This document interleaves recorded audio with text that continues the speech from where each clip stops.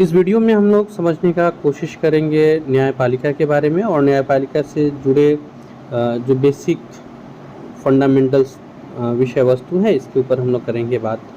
न्यायपालिका जैसे कि भारत की जब बात आती है तो सर्वोच्च न्यायालय सबसे बड़ा न्यायालय है। कॉन्स्टिट्यूशन में हम लोगों ने देखा था 3 अंग है हमारे संविधान के, लेजिस्लेचर, एग्जीक्यूटिव और जुडिशियरी, यानी विधायिका, कार्यपालिका और न्यायपालिका। तो इसमें जो न्यायपालिका सेक्शन है इसका जो सर्वोच्च स्तंभ है वो है हमारा सुप्रीम कोर्ट या सर्वोच्च न्यायालय। तो इन्हीं से जुड़े कुछ महत्वपूर्ण चीज़ों को आपके साथ डिस्कस करेंगे और टॉपिक्स होगा सर्वोच्च न्यायालय।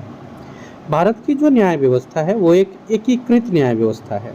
एकीकृत का मतलब होता है कि हर जगह लगभग एक समान न्याय व्यवस्था है और ये एक वे में है। जैसे सबसे ऊपर सुप्रीम कोर्ट है, उसके नीचे हाई कोर्ट है और उसके नीचे लोअर कोर्ट है, तो इसको मिला के इंटीग्रेटेड करके एक न्यायिक व्यवस्था बनाई गई।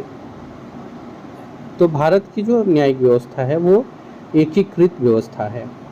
हालांकि अब इसका अर्थ ये नहीं समझिएगा कि हर तरफ न्याय के लिए जो कानून है वो एक समान है, ऐसा नहीं है। अभी उसके लिए प्रयास किया जा रहा है इक्वल कानून बनाने के लिए। केंद्र और राज्य के लिए एक ही न्याय व्यवस्था है। अमेरिका में अलग अलग होता है ये। अमेरिका में केंद्र के लिए अलग न्यायिक व्यवस्था होता है जबकि राज्य के लिए अलग न्यायिक व्यवस्था होता है। हमारे यहाँ जो एकीकृत करने का अर्थ है उसका मतलब है कि ये सारी व्यवस्थाएं केंद्र और राज्य में एक बराबर होता है। वर्तमान में बात किया जाए मीन्स आज़ादी के बाद, इस डेट पे एक बार गौर कीजिएगा, 28 जनवरी 1950 इस दिन सर्वोच्च न्यायालय का उद्घाटन हुआ था। ये जो सर्वोच्च न्यायालय का बात हो रहा है ये हम जब स्वतंत्र हुए उसके बाद के बारे में बात है। ये व्यवस्था भारत शासन अधिनियम 1935 से ली गई है। हमारा जो संविधान है कॉन्स्टिट्यूशन ऑफ इंडिया, इसके बहुत बड़े पार्ट को हम लोगों ने भारत शासन अधिनियम 1935 से ही लिया हुआ है और उसी पे वर्णन है संघीय न्याय व्यवस्था का। मीन्स भारत शासन अधिनियम में ही वर्णन है संघीय न्याय व्यवस्था का। इसके अंतर्गत सर्वोच्च न्यायालय का है। अब पहला प्रश्न जो आता है वो आता है सर्वोच्च न्यायालय का उल्लेख संविधान में कहाँ किया गया है। तो सही उत्तर होगा संविधान के 5वें भाग में अनुच्छेद 124 से 147 के बीच सर्वोच्च न्यायालय का वर्णन है। इसका गठन, स्वतंत्रता, न्याय क्षेत्र क्या है, शक्तियाँ क्या है और प्रक्रिया क्या है, इसके बारे में चर्चा की गई है। भाग 5 अनुच्छेद 124 से 147 के बीच। तो ये याद रखिएगा, ये सब इम्पोर्टेंट फैक्ट्स है हमारे एग्जाम के लिए। अभी का जो सर्वोच्च न्यायालय है ये भारत शासन अधिनियम 1935 से लिया गया है। अब देखते हैं हम लोग सर्वोच्च न्यायालय का गठन। प्रारंभिक रूप में अगर चला जाए, मूल रूप में जब जिस समय इसको लाया गया था, तो मूल रूप से एक मुख्य न्यायाधीश और 7 अन्य न्यायाधीश थे। संसद को यह न्यायाधीशों की संख्या बढ़ाने और घटाने की शक्ति दी गई थी। 1956 में कुल 11 न्यायाधीश हो गए। 60 में इनकी संख्या बढ़ी, 13 हो गए। 77 में 17 न्यायाधीश, वहीं 86 में 35 न्यायाधीश, तो 25 न्यायाधीश। तो 2009 तक आते आते कुल 31 न्यायाधीश हो गए थे। वर्तमान में अगर देखा जाए तो 33 न्यायाधीश हैं अभी। तो न्यायपालिका जो है वो सर्वोच्च न्यायालय का गठन, अब ये पूछे कि किस अनुच्छेद में है, तो इस गठन का वर्णन अनुच्छेद 124(1) या अनुच्छेद 124 क में मिलता है। तो सर्वोच्च न्यायालय के गठन से जुड़ा हुआ है अनुच्छेद 124(1). फ्रेंड्स, अगर आप भी कर रहे हैं स्टेट पीसीएस, यूपीएससी या इस तरह के एग्जाम्स का प्रिपरेशन तो कर लीजिए चैनल को सब्सक्राइब, जुड़ जाइए हमारे साथ। हम ऐसे ही इम्पोर्टेंट विषय को आपके समक्ष लेके आते रहेंगे और आपके साथ हम लोग जटिल विषयों को भी आसानी से समझने की कोशिश करेंगे। फिलहाल आते हैं, अगला देखते हैं न्यायाधीशों की नियुक्ति। तो ये जो वर्णन है वो अनुच्छेद 124(2) के अंतर्गत है। सर्वोच्च न्यायालय के मुख्य न्यायाधीश की जो नियुक्ति होगी वो राष्ट्रपति द्वारा की जाएगी और राष्ट्रपति मुख्य न्यायाधीश की नियुक्ति के लिए अन्य न्यायाधीशों से सलाह लेता है। अब इसमें आ जाती है कॉलेजियम सिस्टम, यानी कि कॉलेजियम प्रणाली। तो कॉलेजियम प्रणाली में एक सीजेआई होते हैं और 4 वरिष्ठ न्यायाधीश होते हैं। इनका एक ग्रुपिंग होता है। अभी बहुत चर्चे में रहा है ये कॉलेजियम सिस्टम्स। ये जो है वो राष्ट्रपति को परामर्श देते हैं, अगले जो हमारे जस्टिस होंगे वो कौन होंगे, चीफ जस्टिस ऑफ इंडिया कौन होंगे, इसके लिए। तो ये जो पूरा सिस्टम है इसको कॉलेजियम सिस्टम कहा गया है। इसमें इस व्यवस्था के बारे में पूरा डिटेल्स मिलता है अनुच्छेद 124 और 217 में। इसके बारे में डिटेल्स में चर्चा मिलता है अनुच्छेद 124 और 217 में। अगर कॉलेजियम में से 2 लोगों की भी असहमति हो जाती है तो राष्ट्रपति को सिफारिश नहीं भेजी जाती है। जैसे ये यहाँ पे CJI प्लस 4 वरिष्ठ न्यायाधीश है ना, अगर इसमें से 2 लोग भी असहमत हो जाए तो फिर वो सिफारिश राष्ट्रपति को नहीं भेजी जाती है। सिफारिश किस विषय में है, तो अगले न्यायाधीश कौन होंगे इस विषय में सिफारिश है। और इस सिफारिश को भेजने के लिए जो कॉलेजियम सिस्टम है इसमें से 2 लोग भी अगर असहमत होते हैं तो उस सिफारिश को खारिज कर दी जाती है। अब देखते हैं न्यायाधीश की योग्यता क्या होती है। तो पहला योग्यता है कि वो भारत के नागरिक होने चाहिए। दूसरा जो है वो है उन्हें किसी उच्च न्यायालय का कम से कम 5 वर्ष के लिए न्यायाधीश होने का अनुभव हो, न्यायाधीश रहे हो या मतलब ये कंडीशन हो, अथवा उसे उच्च न्यायालय या विभिन्न न्यायालय का कम से कम 10 वर्ष तक वकील होने का अनुभव हो, वकालत किया हो उन्होंने। और तीसरा है राष्ट्रपति के मत से सम्मानित न्यायवादी होना चाहिए। तो ये दूसरे कंडीशन में है A, B और C। अगर ये कंडीशन फुलफिल होता है तो वो न्यायाधीश बनने की योग्यता रखते हैं। फिर इसके बारे में बातचीत शुरू होता है कि किनको उनको न्यायाधीश बनाने की जो प्रक्रिया है वो किस तरह से फॉलो होगा और क्या प्रक्रिया अपनाई जाएगी। तो पहली योग्यता है भारत का नागरिक होना। दूसरा में पहला जो है A वो कह रहा है कि कम से कम 5 वर्ष के लिए न्यायाधीश होना चाहिए, B कह रहा है 10 वर्ष तक वकील, और C कह रहा है कि राष्ट्रपति के मत से सम्मानित न्यायवादी होना चाहिए। अब एक क्वेश्चन पूछ सकता है न्यूनतम आयु क्या है, तो इसका कोई वर्णन नहीं है। इसी तरह से संविधान में न्यायाधीश के लिए जो अधिकतम आयु है इनका प्रावधान नहीं है। जनरली न्यायाधीश जो होते हैं वो 65 वर्ष की आयु तक पद पर बने रहते हैं। अच्छा, अब ये आयु का प्रावधान क्यों नहीं है, तो इसके लिए है कि मान लीजिए कि वो बीच में अगर चाहे तो अपना छोड़ सकता है, राष्ट्रपति को अपना त्यागपत्र दे सकता है। सिमिलरली कई बार जब काम बढ़ जाते हैं तो उन लोगों को, रिटायर्ड न्यायाधीश लोगों को भी बुलाया जाता है काम करने के लिए, उन्हें आग्रह करके लाया जा सकता है। संसद की सिफारिश पर राष्ट्रपति द्वारा उसे पद से हटाया जा सकता है। अच्छा, यहाँ पर संसद की सिफारिश पर क्यों, तो वो प्रक्रिया आप लोग जानते होंगे कि उन लोगों CJI को हटाने के लिए, न्यायाधीश को हटाने के लिए एक विशेष प्रक्रिया को फॉलो किया जाता है जिसे महाअभियोग बोलते हैं। आइए इसको समझते हैं। न्यायाधीश को हटाया कैसे जाता है, तो इसके बारे में अनुच्छेद 124 के 4 और 5 में इसका वर्णन मिलता है। अनुच्छेद 124 के अंतर्गत पहला है कि इनके ऊपर जो आरोप लगेगा वो होगा कदाचार का, यानी भ्रष्टाचार का आरोप होगा, और अगर यह आरोप सिद्ध हो जाता है तो इन्हें हटाया जाएगा। दूसरा है दुर्व्यवहार या फिर असमर्थता, ये मानसिक रूप से तैयार नहीं हो उस पोस्ट के लिए, मेंटली तैयार नहीं हो या फिजिकली तैयार नहीं हो, यानी असमर्थ हो। तो ये 2 कंडीशन है। अब हटाने की प्रक्रिया क्या है, तो इसके लिए निष्कासन प्रस्ताव या महाभियोग जिसको बोलते हैं वो प्रस्ताव लाया जाता है।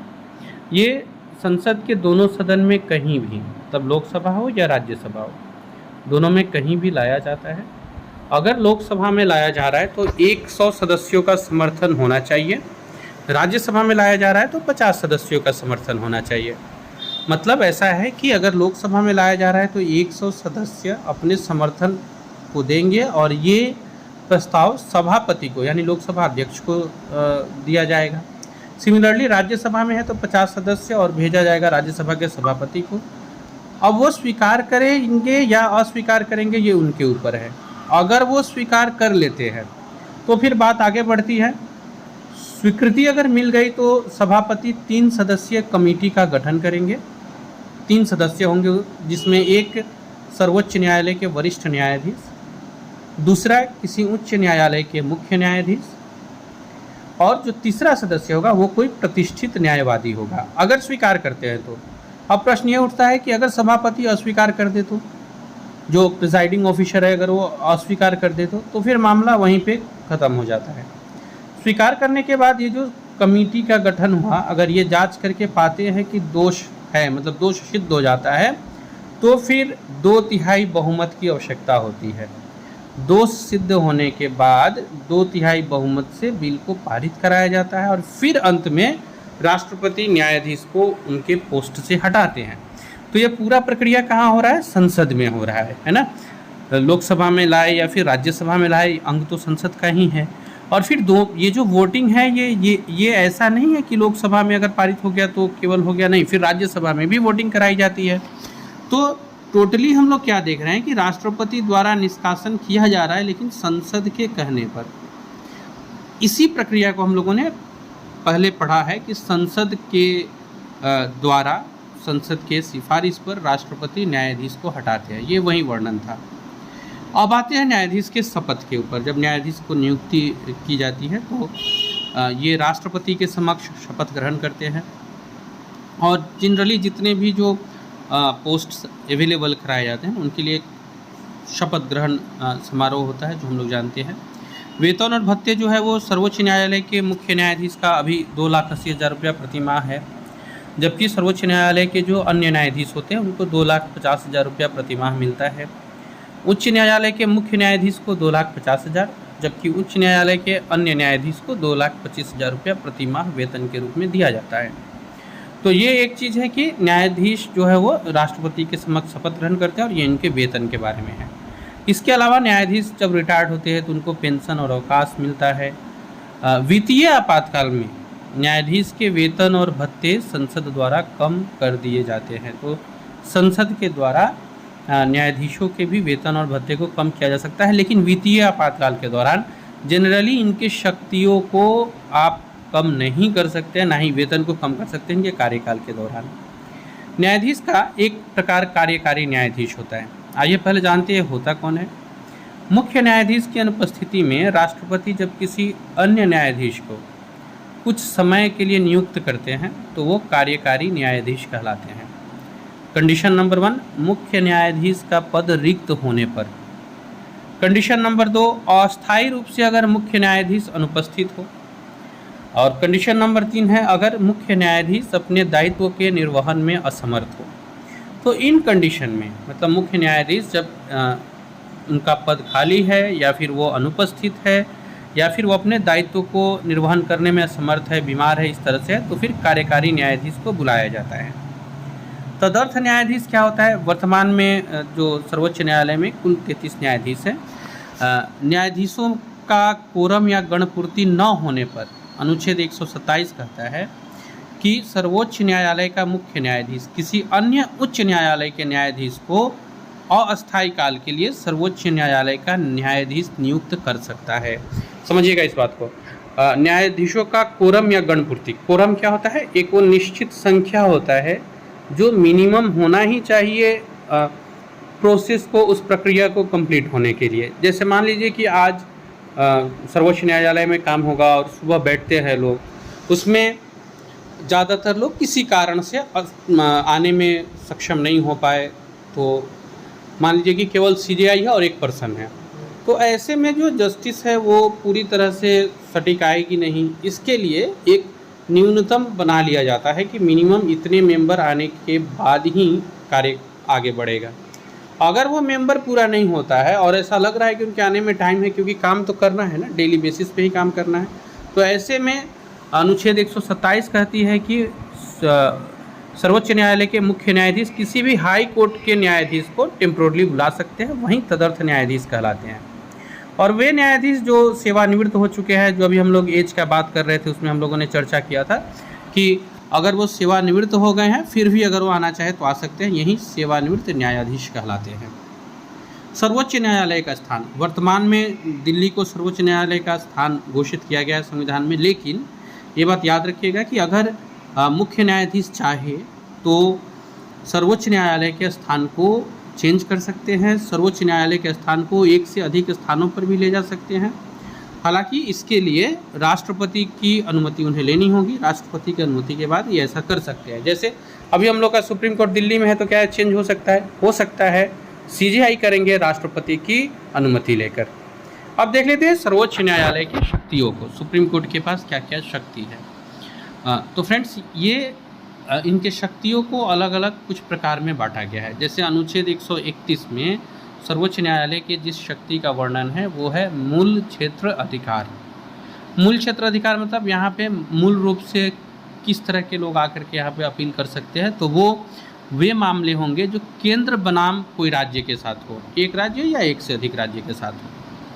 कि इसके अलावा क्या केंद्र हो प्लस राज्य के बनाम केस हो, एक से अधिक के साथ हो, तो इसमें केंद्र प्लस राज्य हो और फिर बनाम में एक से अधिक राज्य हो। मतलब आप ऐसा समझ सकते हैं कि केंद्र से राज्य के बीच का कोई मामला हो, या राज्य से राज्य के बीच का कोई मामला हो, या केंद्र और राज्य मिल करके किसी अन्य राज्य के खिलाफ कोई मामला हो, तो इस तीनों कंडीशन में ये मूल अर्थात मुख्य क्षेत्र अधिकार हो जाता है। ऐसा अनुच्छेद 131 में वर्णन है। फॉर एग्जाम्पल मान लीजिए अभी केंद्र और बिहार के बीच अगर कोई किसी विषय पर अनबन हो जाती है तो फिर ये मूल क्षेत्राधिकार के अंतर्गत सर्वोच्च न्यायालय जा सकते हैं। न्यायाधीश का क्षेत्राधिकार ये हम लोग देखेंगे, और इसी के लिए इम्पोर्टेंट हो जाता है आपको हमारा जो प्रिपरेशन है, इसमें रीट हम लोगों ने पढ़ा था ना, न्यायाधीश क्षेत्राधिकार के अंतर्गत ही आता है, जिसमें बंदी प्रत्यक्षीकरण, उत्प्रेषण, परमादेश, अधिकार परीक्षा और प्रतिषेध। अगर आपने नहीं पढ़ा है तो मैं पहले इसके ऊपर वीडियो बना चुका हूँ, एक और वीडियो मैं बहुत जल्द एक डिटेल्स में रीट के ऊपर वीडियो डाल दूंगा। तो न्यायाधीश क्षेत्राधिकार में क्या होता है, अगर सुप्रीम कोर्ट को लगता है कि कहीं पे किसी के मूल अधिकार के साथ हनन हो रहा है, तो ऐसे मामले में सुप्रीम कोर्ट रीट जारी कर सकती है। ये रीट ये 5 प्रकार के होते हैं: बंदी प्रत्यक्षीकरण, उत्प्रेषण, परमादेश, अधिकार परीक्षा और प्रतिषेध। तीसरा होता है अपीलीय क्षेत्राधिकार, अपील करने का क्षेत्राधिकार। तो ये क्या कैसे होता है, जैसे लोअर कोर्ट में कोई मामला गया, आप वहाँ से हाई कोर्ट जाते हैं, फिर आप सुप्रीम कोर्ट जाते हैं, तो इस तरह से आप अपील करने के लिए सुप्रीम कोर्ट तक जा सकते हैं। पर यहाँ एक बात याद रखिएगा कि अगर मामला मूल अधिकार का नहीं है तो हम डायरेक्ट सुप्रीम कोर्ट नहीं जा सकते, उसके लिए जो प्रोसेस है उसको फॉलो करते हुए जाना पड़ता है। जैसे कि आपराधिक मामला है, दीवानी मामला है, तो इन मामलों में हम डायरेक्ट सुप्रीम कोर्ट नहीं जा सकते, उसके लिए एक प्रोसेस होता है। जबकि अगर मूल अधिकार के साथ आपके छेड़छाड़ हुआ है और आप इसके लिए अगर जाना चाहते हैं तो आप डायरेक्ट सुप्रीम कोर्ट जा सकते हैं, ये हमें अनुच्छेद 32 बताती है। तो ये न्यायपालिका का अपीलीय क्षेत्राधिकार है। अब सलाहकारी क्षेत्राधिकार देख लेते हैं। कई बार राष्ट्रपति को कुछ निर्णय के लिए न्यायाधीशों के सलाह की ज़रूरत होती है, तो राष्ट्रपति न्यायाधीश से सलाह ले सकते हैं। अनुच्छेद 143 के तहत ये शक्ति मिलती है। अभी राष्ट्रपति न्यायाधीश से किसी मान लीजिए कि कोई ऐसा विधि से रिलेटेड विषय है, फॉर एग्जांपल कोई सार्वजनिक महत्व का विषय है, या ऐसा कोई विषय है जिसमें संवैधानिक संधि है, समझौता है पहले से, इस तरह का कुछ है, तो राष्ट्रपति जो है वो सलाह ले सकते हैं सुप्रीम कोर्ट से, न्यायाधीश इनको सलाह देंगे। तो ये इस तरह से मूल क्षेत्राधिकार, न्याय, अपीलीय और सलाहकारी क्षेत्राधिकार है, जो सुप्रीम कोर्ट जिस प्रकार से काम करती है, ये उसका वर्णन है। 5वां आता है ये अभिलेखों का न्यायालय है। अब ये क्या होता है अभिलेखों का न्यायालय? अभिलेखों के न्यायालय का अर्थ होता है वो न्यायालय है जिसके द्वारा दिए गए डिसीजन एक अभिलेख के रूप में होंगे। फॉर एग्जांपल सुप्रीम कोर्ट किसी एक मामले में कोई डिसीजन देती है, तो वो जो निर्णय रहता है ना, वो ऑल ओवर इंडिया के दूसरे किसी न्यायालय में उस डिसीजन को कोट किया जा सकता है। सर्वोच्च न्यायालय के कार्यवाही फैसले जो होंगे वो विधि और साक्ष्य के रूप में रखे जाएंगे। फॉर एग्जांपल कई बार आपने फिल्मों में देखा होगा या सुना होगा या न्यूज़पेपर में देखा होगा कि अमुक मामले में वकील कह रहा है कि सुप्रीम कोर्ट ने XYZ मामले में फैसला सुनाते हुए इस विषय का सहारा लिया था, या ऐसा उन्होंने डिसीजन दिया था, उसको कोर्ट किया जा सकता है। 6th है न्यायिक समीक्षा की शक्ति। ये क्या होता है? तो सर्वोच्च न्यायालय जो है वो केंद्र और राज्य स्तर पर किए गए जो भी न्याय है उसकी समीक्षा कर सकता है। सर्वोच्च न्यायालय के पास ये पावर है कि वो केंद्र और राज्य स्तर पर किए गए न्याय की समीक्षा को कर सकता है। ये वो शक्तियाँ हैं जो सर्वोच्च न्यायालय को प्राप्त है। तो ये आप याद रखिएगा। अभी एक और चीज़ जहाँ लोग कंफ्यूज हो जाते हैं कि अभिलेखों का न्यायालय क्या केवल सर्वोच्च न्यायालय है, तो ऐसा नहीं है। अभिलेखों के न्यायालय में हाई कोर्ट भी आता है, जो हम लोग अपने अगले वीडियो में पढ़ेंगे। हाई कोर्ट के भी डिसीजन उस राज्य के अंतर्गत जितने न्यायालय है उसके लिए वो विधि और साक्ष्य के रूप में रखे जाते हैं। कुछ अन्य जो मिसलेनियस शक्तियाँ है उसको देख लिया जाए तो राष्ट्रपति और उपराष्ट्रपति के निर्वाचन संबंधी अगर कोई मामला होता है तो उसका निपटारा करने का अधिकार सर्वोच्च न्यायालय के पास है। संघ लोक सेवा आयोग के अध्यक्ष और सदस्यों के आचरण की जांच करना ये सर्वोच्च न्यायालय के पास है। हाई कोर्ट में जो लंबित पड़ा हुआ मामला है उसको मंगवा सकता है अपने पास, उसको निपटारा करने का शक्ति है सर्वोच्च न्यायालय के पास। तो ये कुछ शक्तियाँ हैं जो एक विशिष्ट रूप से केवल सुप्रीम कोर्ट को ही प्राप्त है, उच्च न्यायालय को ही प्राप्त है। सर्वोच्च न्यायालय की जो विधि होगी वो भारत में सभी न्यायालयों के लिए बाध्य होगी, यानी कि इसके जो आदेश होंगे, सुप्रीम कोर्ट के जो आदेश होंगे ये पूरे देश में लागू होंगे एक बराबर रूप से। तो आप ये समझ गए होंगे बेसिक जो हम लोगों ने फंडामेंटल चीज़ कवर किया कि सर्वोच्च न्यायालय है क्या, किस तरह से काम करती है, कौन से महत्वपूर्ण अनुच्छेद है, और सर्वोच्च न्यायालय से जुड़े जितनी भी बेसिक क्वेश्चंस बनती है आप इस वीडियो के आधार पर उसे बना सकते हैं। अगर आपने इसको अच्छे से समझ लिया है तो आप बहुत आसानी से क्वेश्चंस को कर सकते हैं। आप प्रीवियस ईयर के सुप्रीम कोर्ट से जुड़े जो बेसिक्स क्वेश्चन हैं आप उसको सोल्व करके देखिएगा, काफ़ी हद तक आपके वो प्रश्न सोल्व हो जाएंगे। और अगर कोई डाउट रह जाता है तो डिस्क्रिप्शन में नंबर है, आप वहाँ से मुझे कॉल कर सकते हैं। आज के लिए इतना ही, मिलते हैं फिर ऐसे ही इंपॉर्टेंट वीडियो के साथ। अगर वीडियो अच्छा लगा हो तो लाइक कीजिएगा और एस्पायरेंट्स के साथ शेयर जरूर कीजिएगा। Thank you. हमारे सपने के लिए किस चीज़ की ज़रूरत होती है दोस्त? तो सबसे पहले एक परफेक्ट स्ट्रैटेजी की, फिर हमारा जो स्टडी हो वो अंडरस्टैंडिंग बेस्ड हो, चीज़ों को समझ सके और सिलेबस को ट्रैक करता हुआ हो, एक परफेक्ट नोट्स हो जो हमें एग्जाम में सफलता दिलाए। और अगर ऐसा कुछ आपको चाहिए तो आप इस नंबर पे कॉल करके जुड़ सकते हैं।